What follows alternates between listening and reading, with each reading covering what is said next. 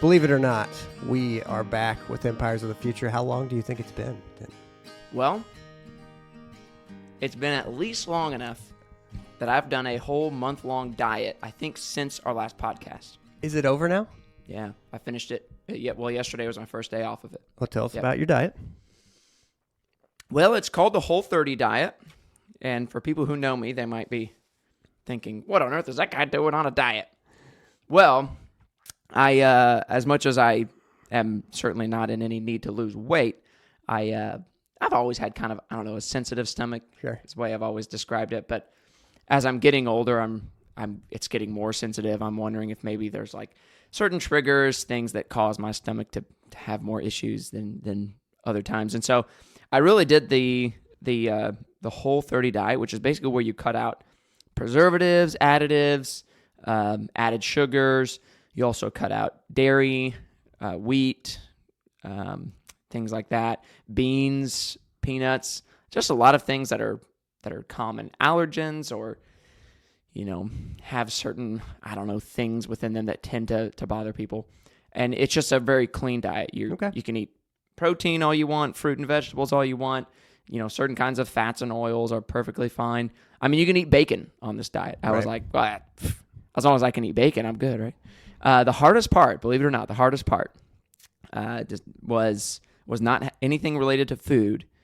It was, me, and you know that when I drink coffee, I don't enjoy black coffee. I put creamer in my coffee. You and I are both in the plenty of creamer club. Yeah. Yep. And when I am not drinking coffee, I like to drink tea with honey in it. Well, honey was not on the diet either. And so all of my normal like morning, midday, evening drinks that I would enjoy, like hot drinks, I couldn't have any of them the way I like them at all. And so I did, believe it or not, drink black coffee a fair amount on this Whole30 month-long diet. And everyone says, like, if you drink it for like a couple weeks, a month, you'll grow to like black coffee. Well, it takes at least longer than a month for me because after a month of drinking black coffee, it still tastes gross. And anyone who says otherwise, they're lying to themselves and to others. I don't know, but I've heard it too, so I appreciate your experiment. Yeah, I think the people who say, "Oh yeah, I only like it black now," like that's a lie. You like dessert food, right? You like desserts.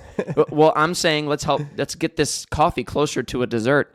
No one in their right mind can say that makes it worse. Yeah, right. People can say they like black coffee, but you can't say the black coffee is better than coffee with cream and sugar. It just doesn't make sense. So. But yeah, so it's been at least a month since we've done this podcast. And are you overall pleased with the diet? Have you been feeling any better? Yes. Believe it or not, you cut out a bunch of preservatives and added sugars and dairy and all these things. It will help straighten a lot of things out. Yeah. And so been feeling very good. The next phase is then to sort of like add things in one at a time, see what things make me feel worse. Okay. And then from there, it'll kind of be something of a little bit of life change to just as much as I can remove those things from my normal diet, at least to know. It's kind of an experiment, right? To figure out what are the foods that my body just really doesn't like. Yeah, sure. And that'll help me out in the long run. Well, good. So how about you? How you been? Doing very well. Probably since we've last been on a podcast, we both had Easter, which is, as it should be, sort of the biggest Sunday of the year at church. And hugely important, obviously, in the Christian calendar. And so now, for me, it's a little bit of a downtime after Easter. I've been to Turkey Run, one of the state parks here in Indiana, and a great place. I recommend to anybody. Maybe let it get as warm as it is now that we're here in April. It was a little cool when I was there about, I guess, almost a month ago now. So yeah, all kinds of good things have been going on. I have a question. So yeah, this was your first Easter as full-time minister of music, right? I mean, you were doing it in an interim capacity last year.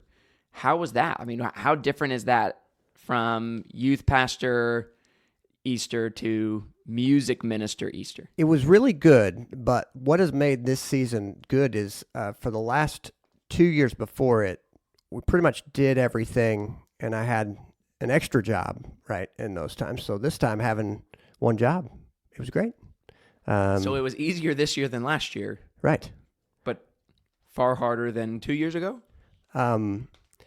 Obviously, the first time you do anything that is pretty complex is stressful. And I mean, I would wake up a couple of years ago. I was waking up in the middle of the night thinking about time signatures and, coming in at the right point and just, yeah. So it was just because there's so much that's happening at once when there are, something like 10 to 30 people doing music together. Yeah. I think we've talked about it before that any one person has the power to, ultimately derail it, but to create problems.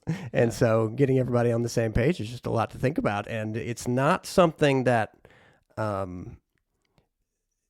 that you can always control or even predict what's going to happen with it. So it's a particular kind of stressful situation, but certainly it is one of those kind of things that whenever I do anything for the first time, I'm the most stressed about it. I don't think of myself as being a great first timer or anything. I like to experience something and then go off and think about how it went and then kind of like plan for the next time, so that first times for anything is often really stressful for me. So yeah, I'm glad to have another one. I mean, it's wild the way that, now that I've been through that period of a whole lot of stuff happening and this being my third Easter doing this kind of things, you learn routines. And so now I know a lot of different things that I need to get better at, but it's not like it was at first where it was all tied in kind of one big knot. And I was just going, boy, I hope that knot is not also explosive.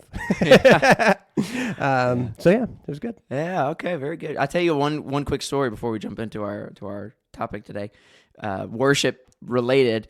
In the time we've been gone, also something sort of a first for our church happened, in that for the first time ever in the history of Redeemer Fellowship Church, the church was blessed by my voice leading the congregation in song. All right. I never have told you this yet. I've seen you since then, but we had one of those situations where I get a call Sunday morning, 7 a.m. or something like that. Robert, hey man, I'm not going to be able to come in and worship. And I mean, he was just down sick hard, and I'm like, oh man, well, did you call Mike? And he said, yeah, he's on call. Mike is our normal sort of backup. And he was on call at the hospital. He had called one other guy who sometimes has filled in. And I mean, just none of it was coming through. I said, well, you know what? I'm not that good of a singer, but I'm also somewhat shameless. So I said, I'll take care of it. Don't worry about it, man. Great. You just get some rest. And so thankfully, I wasn't preaching that week. Aaron was going to preach that week already. So I told my wife, could you please play the piano for a few songs? Sure. And I got up and led the congregation in song. And great. I think it went okay. Go? Yeah. Well, it's all recorded. Everything's on live stream and on YouTube and stuff nowadays, which is the one part that makes it a little bit worse. Like, that, okay, I'm not a good singer, but this one time I'll lead and then no one will remember. But now with church, it's like, no one might remember, but anyone who goes back onto our website or Facebook and watches the live stream of this is gonna be reminded in a very graphic way. But no, it was fine. Like, it's one of those things where, you just got to get up there and great and get the congregation going on the song. Yeah. And help them stay on track. That's your job. Your job is not to be the most beautiful voice in the world. Right. Yeah. It's hard to remember that when you're listening to a live stream and all you hear is your voice. Sure, but no, it went fine. Wonderful. All right. So we've been living. That's what's been happening in the last few weeks. We're moving into an article today that is out of the New York Times opinion section by Ross Douthat, called "The Birth Dearth and the Smartphone Age." The birth dearth and the smartphone age. And so this article, it's not, if anybody goes and looks for it, first of all, you have to be a New York Times subscriber, and it's in the special section. They have each of their opinion writers write a digital extra newsletter. It's now and then, and so that's where you'll find it. You may be able to find it on the Hawaii Tribune Herald also, but I don't know how reliable that is because it's not anywhere else. And so this article is about something that I've been reading about for months now, but we haven't had an occasion to really talk about. And so I've seen a lot of articles that have commented on the fact that across the Western and the Western influenced world, babies are not being born. people are not having children.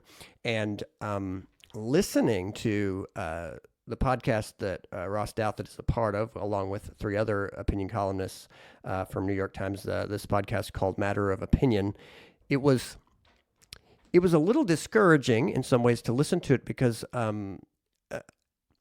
the problem or the lack of births was mentioned, but they were in such sort of disagreement about it that they didn't move too much of anywhere on kind of talking about why people aren't having kids in the Western world in general, or especially obviously not what could be done about it.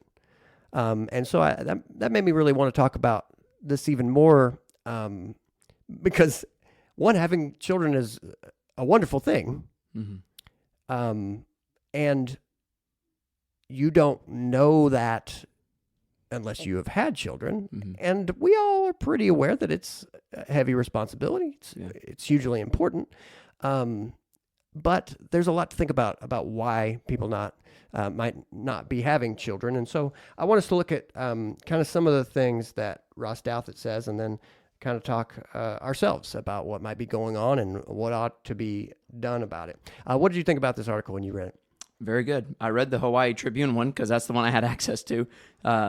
But I thought it was, when I say it was very good, I mean, it's one of those articles that is pointing to an issue, one that Ross Douthat has pointed to before, but it's not an article that really gets all the way to what is a solution, but an article that says perhaps there are solutions. Right. The answer is not, it shouldn't just be dismissal and despair. Like, what are you going to do? Throw your hands up in the air kind of thing. But that's most people's approach. It needs to be something more than that. And I think he hints at some ways to move forward towards a possible solution to the problem. But I think really that's where the discussion needs to be now is what are we going to do to help solve this problem?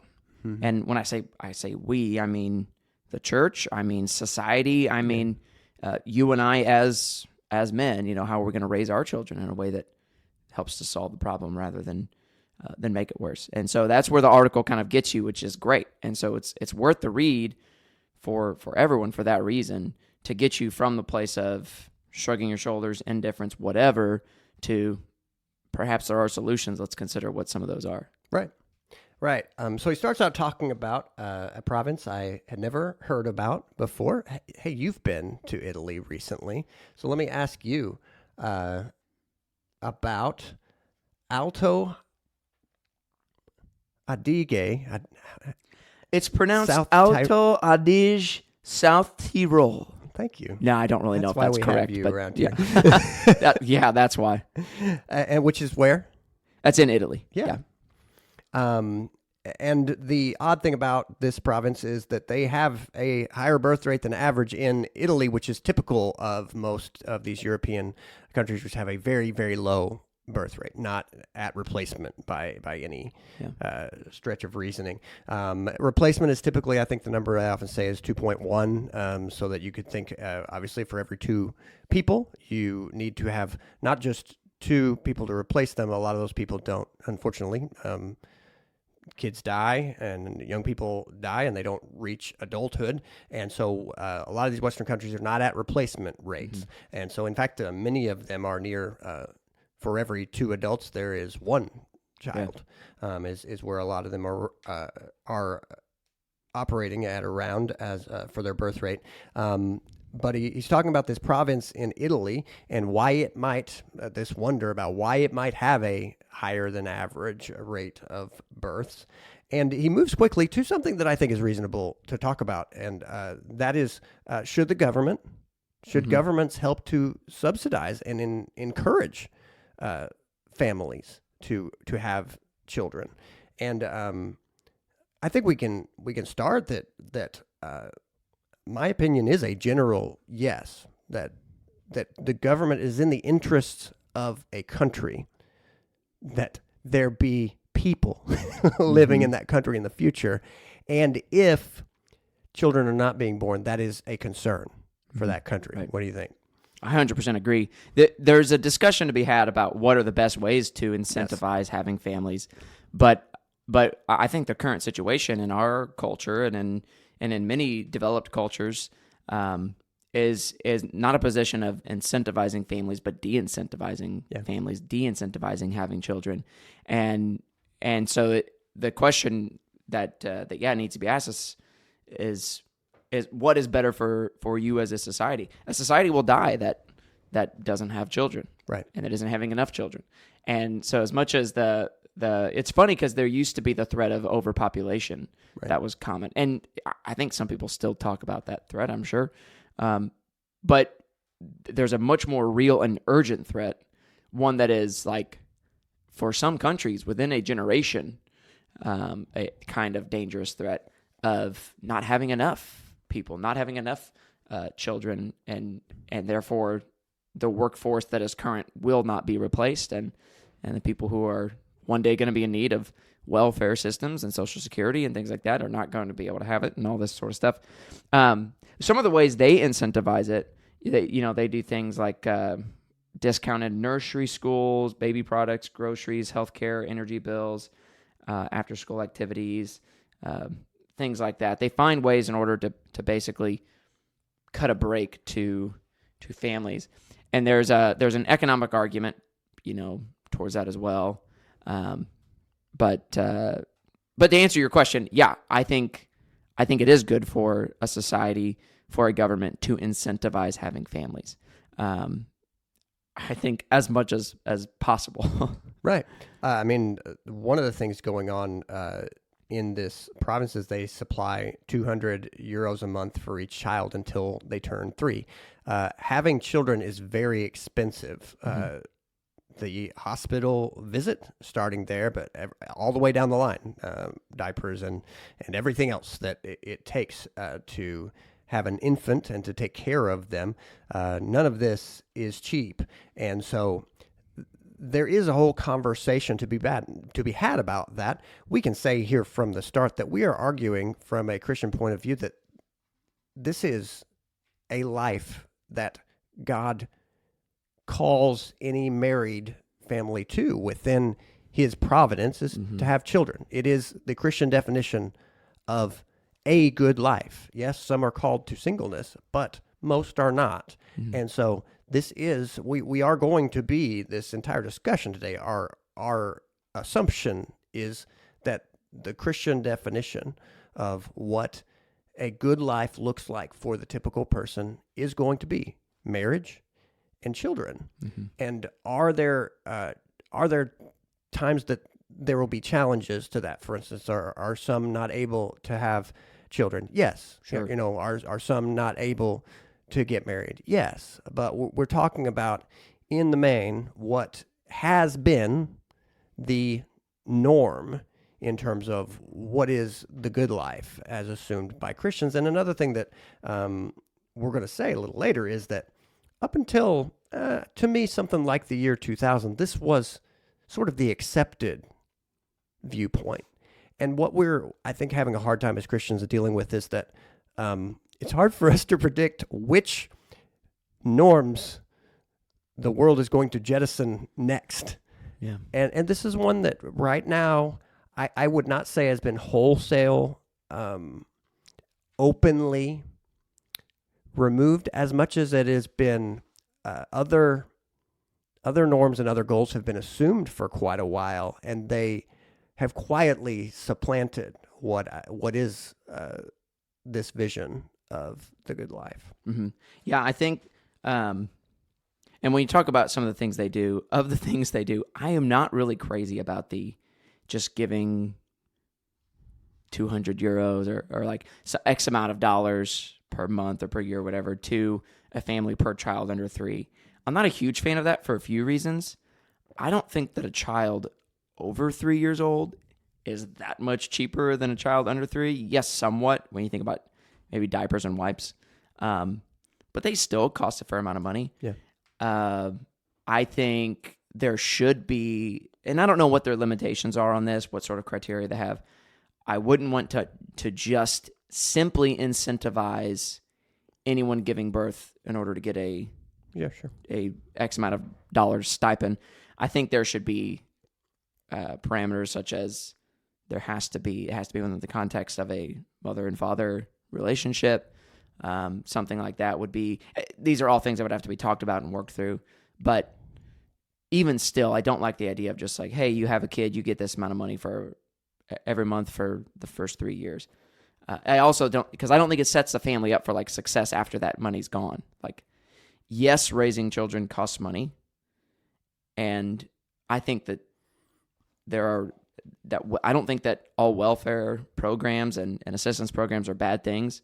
I just think that one is maybe just a bit too sweeping and just a bit too much. Well, one of the reasons I wanted to talk about this article as well is everyone should expect that this will be a point of discussion in the future as the birth rate in this country continues to decline. Yeah.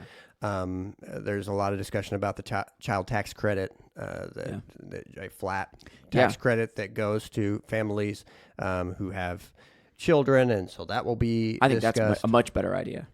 There are other ideas that this article floats: a family discount on groceries, in-home childcare options, flexible workspaces. And a part of what is challenging about talking about this is that the decision to have children comes from a very deep place, but a deep place that is affected by a lot of different things. And so it is hard. The reason that I do understand the difficulty talking about it is it's very difficult to pin down any couple on why they might have decided to have children. And then, even then, okay, are they able? Does it go the way that they might expect? And so it's a situation where you have to admit that there is complexity, but something that is simple is what we're talking about. The fact that it's not happening at anywhere near a replacement rate. And I will admit, some people will say, well, let migration take care of that. I just don't think that that is oversimplification to assume that babies will just come from somewhere else, or that young people will then just end up coming from somewhere else. Well, certainly that is not going to be true at the extent to where the number of countries that have a birth rate nowhere near replacement. South Korea is less than one child. In fact, so much less than one child. The stat that I heard a while back is that for every 4 South Koreans, they're going to be, it was a statistic that went down 2 generations. There will be something like 1 grandchild for every 80 South Koreans or something like this right now. That it is so out of fashion to have children in that culture. And if you don't know, South Korean culture is influenced by the West because of the Korean War, and it is a mix of a few different cultures, but it is Western influenced. Now, one that is also Western influenced to a degree, but Eastern and Western culture sometimes meet and just simply result in an extremely low birth rate. Japan is the same story. In Japan, I think we've talked about this some, that they're investigating very heavily and initiating anything they can in terms of robots taking care of old people because they don't have anyone who is willing to care for their retired and nursing home age population. Yeah. And so this is to hope and expect, well, let's just let migration solve that. It's like anyone that you might hear that from, you should also ask how many countries are nowhere near replacement rate on births before you then just assume that this problem will solve itself, because there's not evidence that it will. Yeah. Yeah, I think that's exactly right. And so much of what we're talking about is cultural problems, cultural issues. And I don't think it's just that there aren't enough incentives towards having children. I think a lot of it has to do with modern perceptions of children and of parenthood. I think but many people, and certainly the cultural perception of having children, of parenthood, is say goodbye to your freedom, say goodbye to your career, say goodbye to all free time, All that's ahead of you is spending money and being miserable, because that's what parenthood is. And that frustrates me to no end, as someone who is young, just like you, and has children, and can say firsthand, first of all, that raising children, parenthood, is awesome. It's fantastic. There's so much joy to be found in it. There's so much pleasure in it. There is so much satisfaction and fulfillment that comes from parenting, from raising children. The perception of it just being a great burden and nothing else, it's no wonder people don't want to enter into that. Yeah, and that's exactly where I want to go. I want us to really put pins in some of the things that seem to be keeping people from having kids, and keeping people from the idea of having kids, and then be honest and open about the struggle, but also the joy that is involved in it. One thing that he points to, that Ross Douthat points to in this article, he says, quote, U.S. women having 5 or more kids find a similar sense of mission, usually religious, as their defining commonality, end quote. And one of the things about this province is that this is a Catholic group that came out of Germany and sort of landed in Italy, and that they have a sense of mission around who they are, and is going to be tied to Christianity as well. And so that you will find that, and that's been true in this country as well, that where you find women having more than, 1, 2, 3 kids, there is a reason. Yeah. And more often than not, it is some kind of sense of mission, that there is a positive encouragement to have children. Yeah. I think in that part of the article, he was talking about what are some of the exceptions. So you have that place, that province in Italy, but then also one thing he noted was that Israelis tend to exceed, in birth rates, and that goes for, he said, both non-religious or secular Jews, but and the ultra-Orthodox. It's not just the ultra-Orthodox; it's both, because there seems to be a sort of Israeli identity and mission that marks kind of the Israeli people. And he said he was saying a similar mission, I think, marks people even like in the U.S. who break that norm and have 5 or more kids, because many of them are religious and things like that. I know some of those people who have 5 or more children. In fact, I'm related to some. That's true. And true. It's interesting to me, because the people that I know that have 5 or more kids, I do tend to be religious. I can't think of any of them that are like, but this is my mission to have all these children, whether it be to help save the population or whether it be to cultivate a Christian society. They don't have that. They simply have a joy in children and a love of a family. Like, it's as simple as that. Yeah, it is. And I think that's an important thing to say, that it seems to me that it's more of a everyday sort of low level sense that this is what life is about. Yeah. This is what the good life looks like, and why would I not have plenty of children? Yeah, and that's where, like Ross Douthat seems to be saying, there's a sense of mission in these certain cultures or whatever that motivates them to have more children.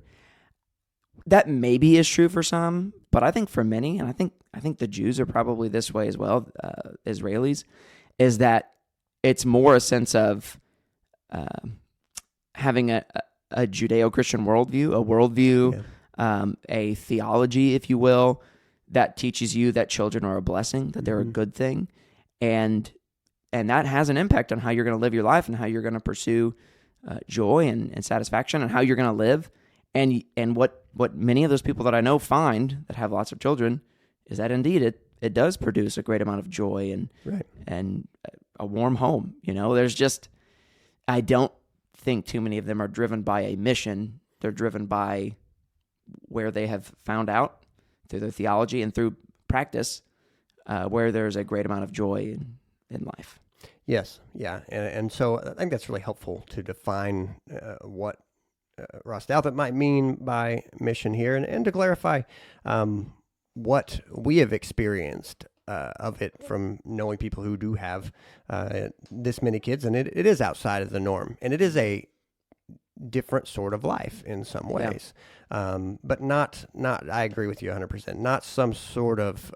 There would be some temptation to view these people of like, oh, they've adopted the idea that they'll repopulate the earth. It's not. That's not what it is. That's not what's going on there. Yeah. Well, I really on the second half of this article, I really just kind of want to point to this as something to consider and something that we might pick up on in the future because it's worth its own consideration. Jonathan Haidt's new book about what's gone wrong with Western childhood in the smartphone age. And he talks about the loss of independence, the loss of unscheduled play, and the loss of face-to-face interaction between kids. And so Douthat sort of points to the fact that one thing that is happening is that in some cases we are sticking screens in front of kids' faces. Now, Ross Douthat is Catholic, and so one thing that he says, I'm naturally suspicious of doing that. And so he sort of says those things, the screens and connectivity in general, could be viewed as a tool. Certainly in our weakness, sometimes we are using them as just like a doorstop just to go, well, I need to make dinner, and so I can give this kid a screen. Similar to, I mean, look, in some ways it's not a new idea to let kids watch a cartoon while you had a very busy day and need to just make dinner and not take an hour and a half. It should only take a half hour if I don't have to do anything else, but it certainly can take an hour and a half if I have to do a whole lot of other things. And so that does happen. But that his pointing to what Jonathan Haidt is observing is that there is a weakness in children towards screens, but there's a weakness in all of us towards screens. Oh, yeah. And that what if one of the things we are replacing having children with is all these things that can be mediated to us through a screen. And so that's worth thinking about. Yeah, I think he rightly points out that like sometimes screens can provide us good things. And that's both for adults and kids alike. For example, he says, and this is a good point, screens allow many people the opportunity to work remotely or work from home, and at the very least be in the presence of their children when they otherwise wouldn't be. Right. And it's like, well, it'd be hard to argue that that's not a better thing than being completely absent in an office or whatever, doing the same kinds of work and things like that. So there are some good things. There are some blessings that I think some benefits come from those things. But I think also too, like you said, the putting kids in front of a screen or letting them watch television while you get something done that you have to get done, that's not a new thing. But it is becoming more and more and more easy thing to access with tablets, phones, all these kinds of things. Also, endless amounts of content to watch and to take in, that they're really, it has morphed from something that maybe you and I would have known in our childhood of, hey, can we watch a little bit of a TV show while you get dinner ready or whatever. It's morphed into something now of when can I, and, be on my tablet, be on my phone, be on, watch TV and things like that. But, just being perfectly transparent, like, I get this one. Like, it is, when you're trying to do something, it is so much easier to give your children some sort of screen, put them in front of some sort of screen so that you can get that thing done. It's so much easier. But the question has to be asked as you're doing that, is this the best thing for them? Sure. And as much as I am guilty as the next person of allowing a television show to keep my children occupied when I need to get something done, man, like this article makes you think, okay, what am I sacrificing every time I do that? How much have I just chipped away towards something I don't want to be, and something I don't want my children to be in doing this? And it's a tough one. Yeah. So probably more specifically on Jonathan Haidt's new book and kind of what his contentions are in the future. But I wanted us to consider what kinds of things might be pulling people away from the idea and the reality of having children today? Why? I mean, because you have to ask a broad question. If you're talking about the entire Western world, there are plenty of things that we as Americans don't have in common with, say, Italians or Norwegians or those in South Korea, for instance. So why? What might be driving all of these various disparate people away from having children or towards so many other things?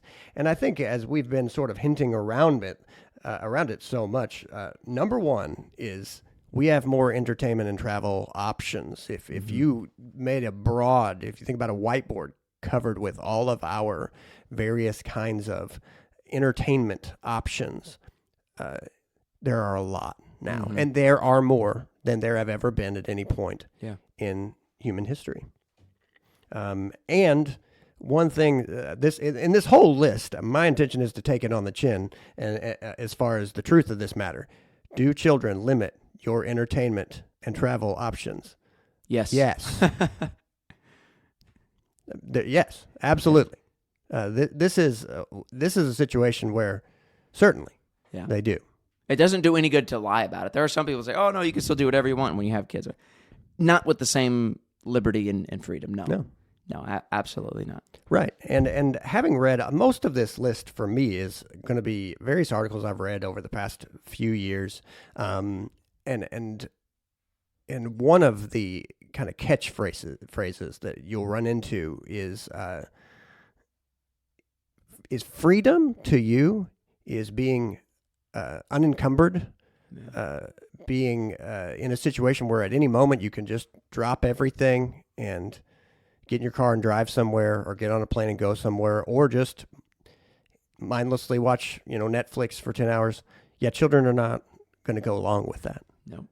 And it just doesn't work that way. Yeah. That's not what that's about. And so we can start in a simple way to say, yes, entertainment, and if you view freedom as sort of being just without any kind of ties that might keep you in a place. Children are very needy, especially when they're born, and will need someone to care for them. And that care will extend for quite a while. And so the thing that we have to say then is that we don't view being unencumbered as the greatest freedom. If freedom is the ability to do what you ought to do, one of our whole goals in life is to find who we ought to attach ourselves to, and then attach ourselves to them with everything that we have. And that sounds even more abstract than it ought to. You will, if your heart is open and if your heart has any kind of life in it, you will come to love people. Yeah.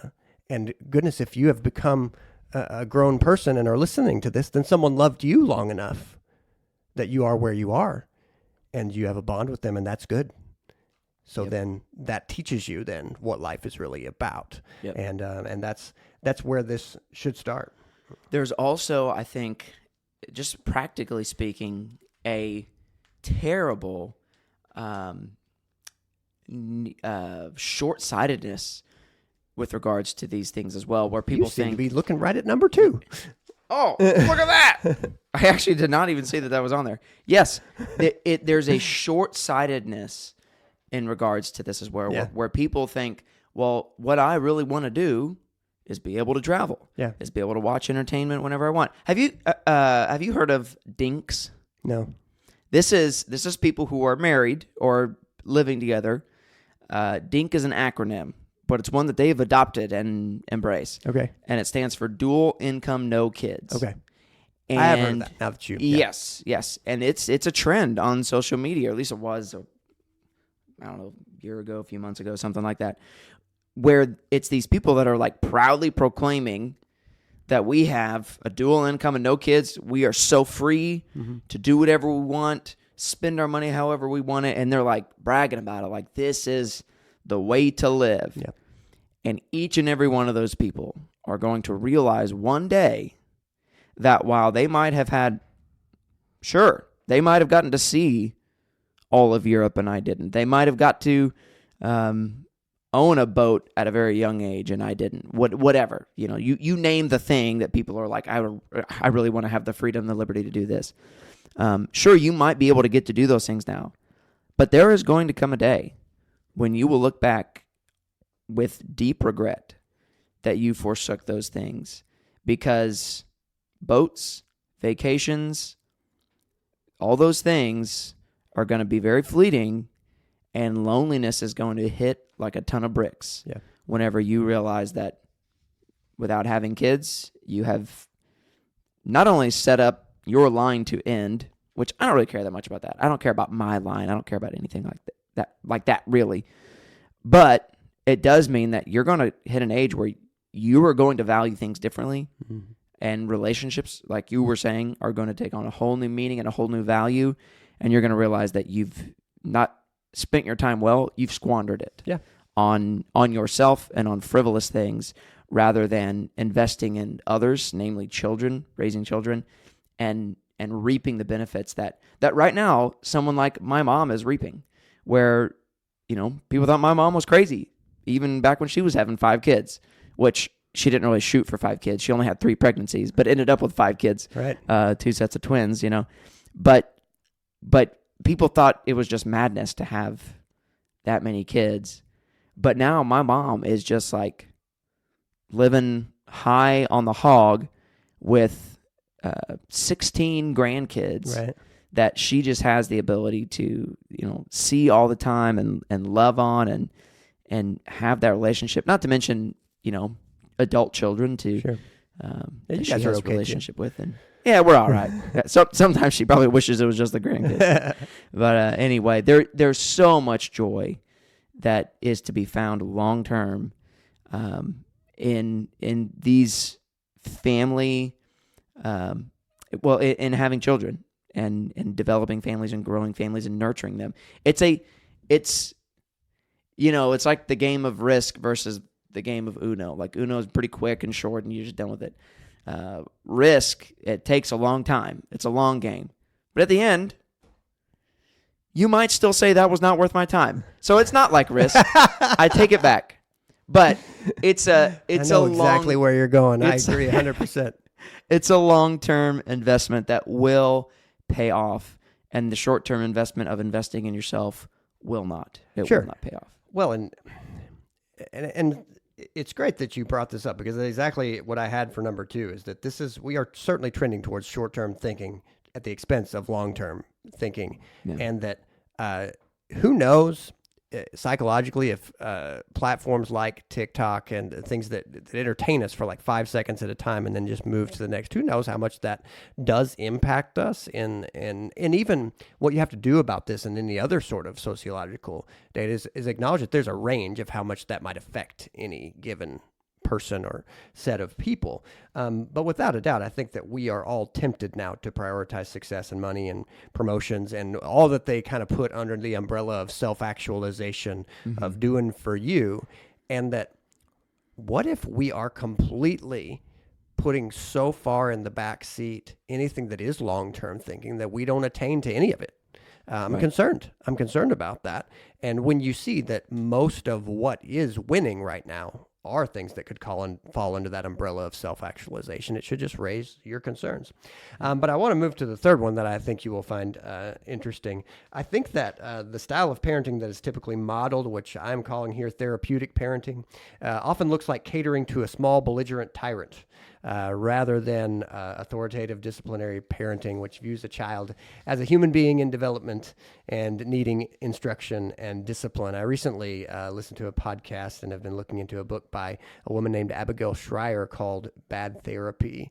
And she talks about, one, the weaknesses of therapy, but also how important it is to let children have some space, to discipline children and not treat them as if they probably know what's best for themselves, because they don't. Yeah. Children don't know what's best.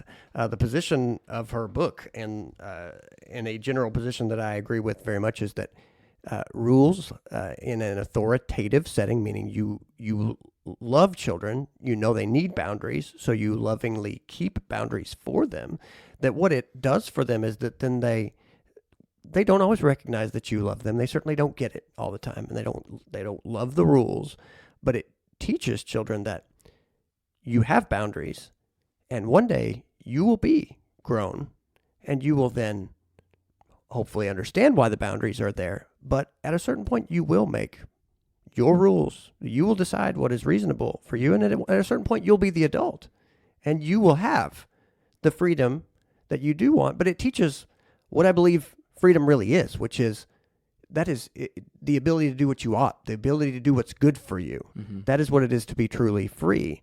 And so it is an entire it's an entire constellation of beliefs to discipline children. But I do believe that a part of the problem we're having is that this can happen anywhere from a grocery store where you see a child behaving completely inappropriately or just misbehaving, and an adult or a parent with them who just looks completely unable or unwilling to do anything about it. Mm-hmm. That's not done a service to parenting, in my opinion. Sure. I agree. It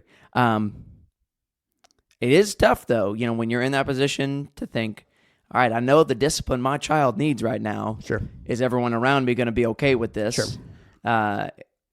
And then sometimes it's, you know what, I'm going to leave everything right here. We're going to go out to the car, take care of this, and then come back. Sometimes that's sort of required too. But no, I agree.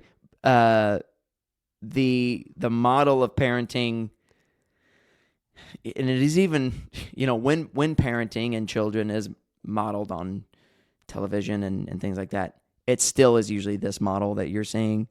Not certainly, I think, the model that ought to be represented. Yeah. I don't have much more to say about that other than I agree. That is a bad parenting model. It is tough, though, when you are in those public settings. Sure. Yeah, and I think that is another issue. And a part of why I bring that up is because I do think that we live in a society that is becoming increasingly intolerant of children, and increasingly, just intolerant of children. So that whenever I see a child out in public who's crying, acting out, depending on what they're doing, where some people find that to be incredibly annoying, bothersome, I'm like, it's totally okay. Right. Totally fine. You handle it how you need to handle it, and that's fine. And I'm not going to critique people's parenting. But one other thing I'm also not going to do is act annoyed or bothered when a child is doing the kinds of things that children do. And that's where I also am like, society also needs to change a little bit in that respect too, so that parents can feel comfortable having children around. They're not an inconvenience. Yes, and that is a particular challenge about this, is plenty of these children, I'm sure, are disciplined. Yes. Not in public. Yeah. And the positive thing I can say about this, being a parent, is that, wow, do you enter a fraternity, a relationship with every other parent when you have kids, because particularly at the church, I felt such a camaraderie with other parents who kind of came and said, look, I know there are hard things about this, but it is good, and I'm in your corner. Yep. And so that is something to anybody who has children and may find yourself, as we all do from time to time, in a public situation where your child is misbehaving. Know that all of us who are parents know what that's like. Yep. And that's okay. We're right there with you. Right. And it's okay. And I do want to mention as well that when I say the word authoritative parenting, it just means that you take the authority that has been given to you, along with the responsibility that's been given to you, that God expects you will raise this child, for us who are Christians, in the admonition of the Lord, that you teach children respect, ultimately so that they will respect God. But this is not authoritarian parenting, where it is just, I push you and push you and push you and push you way beyond any limits you might be able to have, push you beyond what could ever be expected of a young person. No, kids will rise to reasonable Yep. expectations and reasonable discipline. Yep. And that's what this is about. Agreed. Yeah, good distinction there between authoritative and authoritarian, because I knew what you were talking about. Authoritative meaning you're the one in the boss's chair, you're the one in the driver's seat, the captain's seat, not the child, right? Right. And sometimes that needs to be recognized and emphasized, right? But that is not the same thing as the dictator parent, the jerk parent. That's I'm not telling you why. You don't need to know why, kid. You don't do anything. You don't even go pee without my say so. That's not what we're talking about. Yeah, and I think that there's a lot on each of these that could be said, but to tie this one up, that this book by Tim Carney, Family Unfriendly, How Our Culture Made Raising Kids Much Harder Than It Needs to Be. I read a review on this, and he talks about how two characteristics of parenting in our age are loneliness and perfectionism, that you feel like you're in it by yourself, and that your task is to grow a perfect child who will be able to face everything that comes, and that one day, you'll send them out and that they'll just thrive through whatever challenge may come, and that your whole expectation as a parent is to prepare them for everything. And he has some great advice in this book to basically say, no, what is expected of a parent is to love your child, to provide for their basic needs, and that what you have here is a relationship that should be expected to last, not some sort of, at 18 or 22, you're going to just send this person out into the world and they'll be fully formed and never need you or anyone else again. That's not what we're after. And his context, why he says this is happening, is he points to things like sports leagues, which we've had a podcast episode on in the last few months, and other sort of some of these strange kind of realms that we put these hopes in, that this is sort of a pressure cooker for my child, and they'll come out of this able to just conquer. And that's just a foolish way to view what is happening with a child. And it's not good for it. Just as it's not good for the child, it's not good for the parents either. Right. And it's not what we're after ultimately. Yeah, I agree. That there is a sense in which parenting can just feel really overwhelming to everyone, which is part of why people don't want to do it. I think needs to be a recognition of like the difficulty in parenting, but also that you can do it. Mm-hmm. I think that needs to be emphasized, that myself, you, every other parent in the world who's ever become a parent did not enter into parenting thinking, I have had all the necessary training I need. Now I am super prepared. No, every single one of us has entered into it going, we will see how this goes. Yes. By God's grace, we get through it, and we keep going. And I think our parents would say the same things about us. Like, didn't have any idea what I was doing when I entered into this, but here we are. Yeah, it is. God knows that you are a human being in progress, trying to raise another human being in more progress. One other thing about this parenting issue that just occurred to me is that I think that the practice in the last 100 years, common, of blaming parents for many of our own problems is certainly not a motivator to have children ourselves. Yeah. And so all of this, I think, does go on in our minds and in the minds of people around us. And so another principle from theology is that, one, we will each answer for our own sins. Yep. Two, yes, God knows that everything didn't go great for you, but you will still answer for what you do with what you've been given. And God's the only one who knows exactly where that line is and how that all sorts itself out. But then finally, there's forgiveness of sins, so that all of this that was done, God can make good out of it, and he will deal with that. We need to move through some of these a little more quickly. There's some of these are simple to say. Economically, this is a hard thing, and this is just a truth. Economically, over the last 100 years, children have gone from being an asset in terms of work in the home with the family to now requiring a great investment in terms of the raising, the cost of medical care, education, all the way through college and all of that. And that's just, there's no way around that. That's true. Sort of. What do you think? I don't think you have to pay for college. Like, that's kind of one of the main ones that people think of. That's true. I don't think you have to pay for college. Do you have to buy a little more food for your household? Yeah, sure.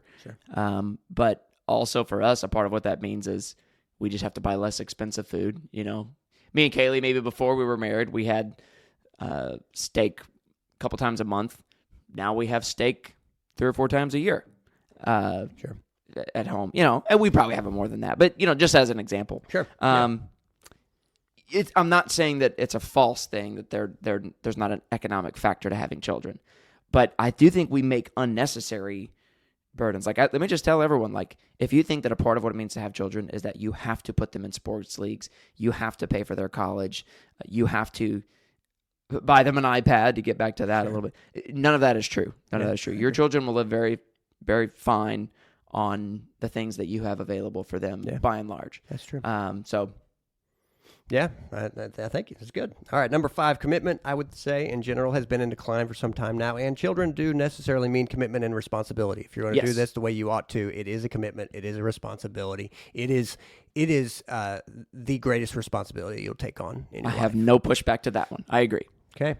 Well, all right, then I'll move to number 6. Yeah. As commitment has declined, marriage has declined. And the context for children to be born and the context for children to be best raised is a heterosexual monogamous marriage.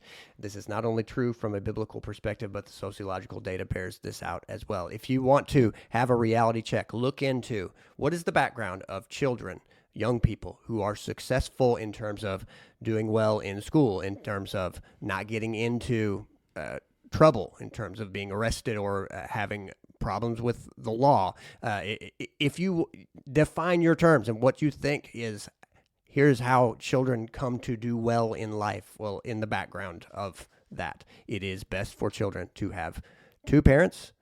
And unfortunately, look, as a person who thankfully has had good step parents, we've talked about this in recent episodes.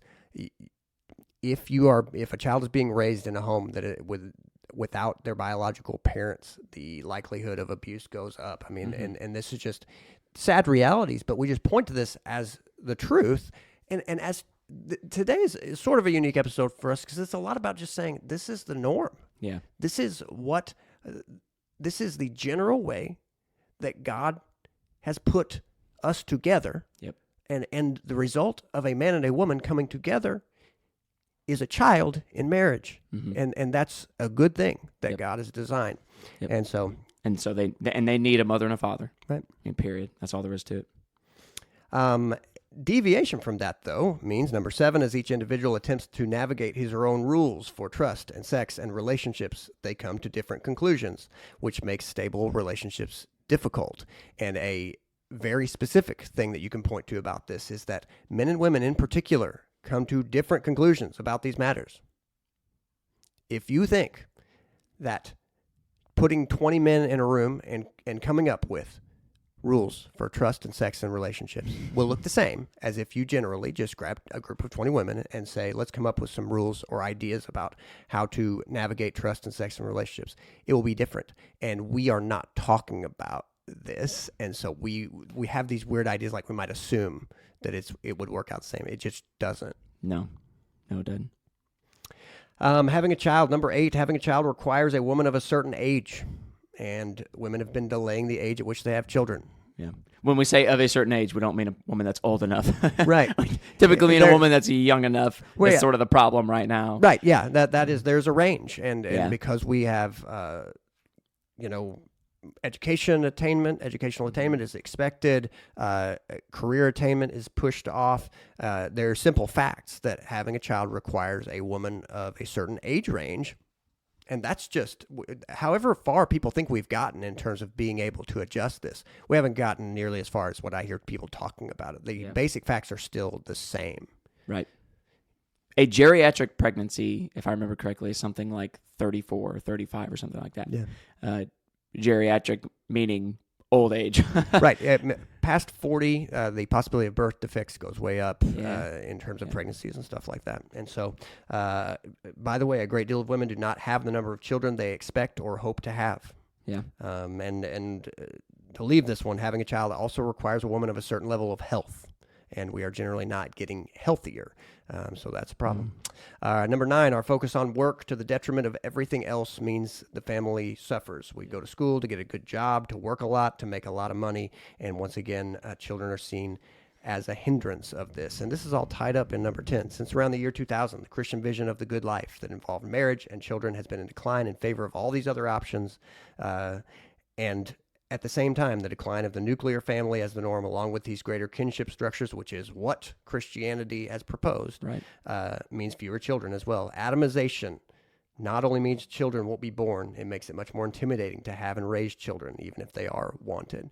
So, very quickly, let's throw out, how do you communicate what children bring to your life?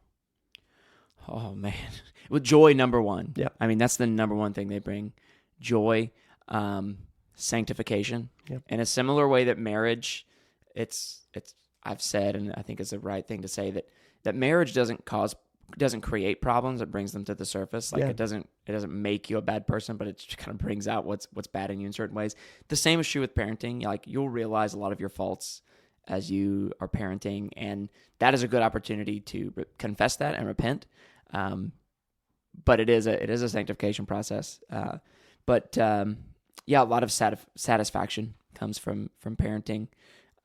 It just does. I mean, there's something about as a parent when you see your children lying asleep in their bed, Yep. and you just want to.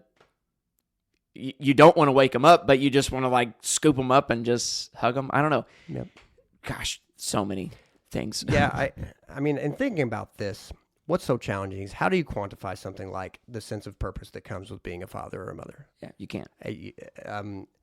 How do you put some sort of explainable value? How do you explain to somebody what it means to have a relationship with your child? Yeah. To have them hug you and to know you're the only one that's their dad.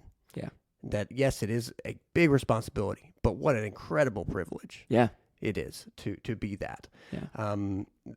How do you explain the unity that it creates with your spouse when the sense that these are our children, Yeah. and we will raise them together? This is what the adventure of our life. A lot of what it'll amount to. Yeah. And how much it puts you on the same page. Yeah. With your spouse. Yeah.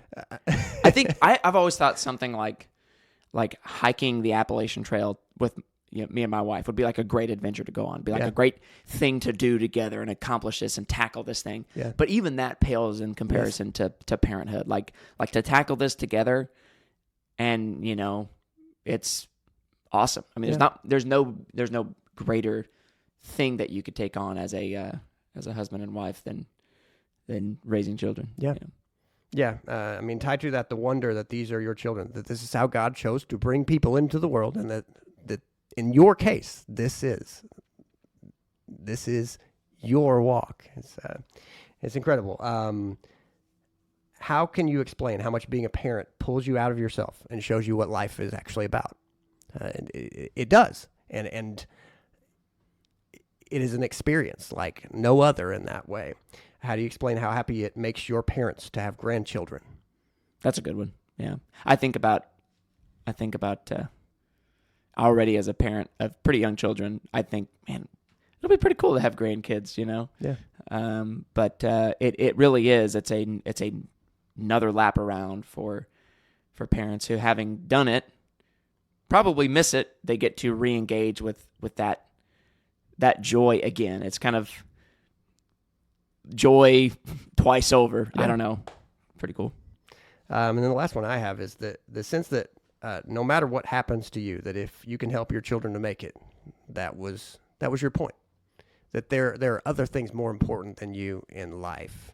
It's powerful. And I wanted to point to these, not exhaustive by any means, but to say what's challenging about speaking to this matter is that you can't nearly as easily explain how good it is to have kids. You cannot. To the people who think, I have heard it said, and I think this is right, to people who think that what's the word I'm looking for? People who don't realize how much joy there is to be found in having children, because their capacity for joy hasn't extended that far yet. Your capacity for joy, there's a lot of fun and joyful things that you can have and do outside of children, for sure. But your capacity for joy and happiness is so increased by children. That's a part of what's hard to explain.